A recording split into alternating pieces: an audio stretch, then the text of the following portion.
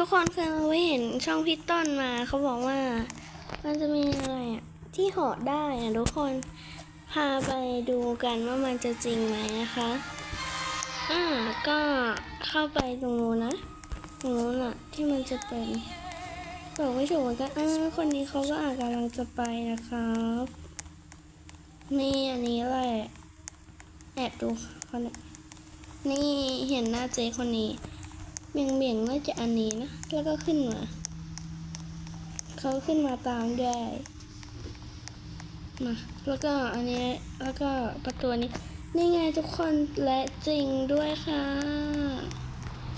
ก็น่าจะบังคับได้ด้วยนี่กดรูปมือตรงนี้เลยได้แล้วทุกคนถือว่าดีเลยแหละใช่ได้จริงนะครับบ๊ายบาย